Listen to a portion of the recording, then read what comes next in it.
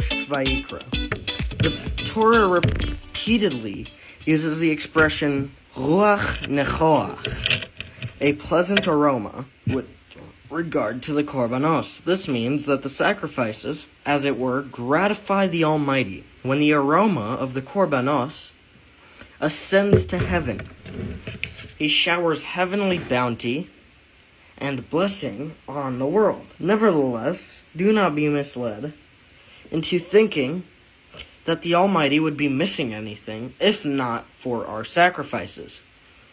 Chas v'shalom, as the next midrash clearly indicates, Hashem says, I commanded that a house be established in my honor and that sacrifices be offered in it. Do you then think that I need your sacrifices? Do I require food or drink? Every beast of the forest is mine, and the cattle on 1,000 hills. 1. No, all the birds of the mountains and the wild beasts of the fields are mine. If I were hungry, I would not need you for the world and its fullness are mine. Do I eat the flesh of bulls or drink the blood of goats? Clearly, the service of the korbanos, like all the rest of the mitzvahs, were commanded not for the Almighty's sake, but rather to benefit human beings. Although the laws of sacrifices are categorized as chukim, divine precepts beyond the comprehension of the human intellect, the commentators offer various rationales which explain the details of these laws, aside from their basic function of maintaining the existence of the universe. Rambam explains that a sinner was greatly humbled when witnessing how the animal was slaughtered, butchered, and burned.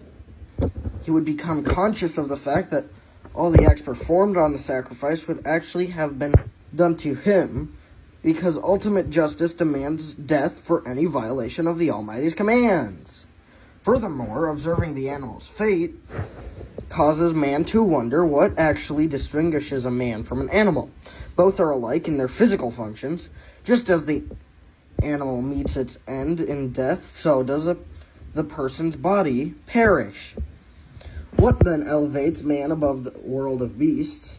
Only the divine soul instilled in him by the Almighty when observing the offering up of the animal. A Jew is meant to ask himself how he could have been foolish enough to transgress the Almighty's will, allowing his animal nature to gain the upper hand, unless he does teshuvah, and his fate should be that of an animal.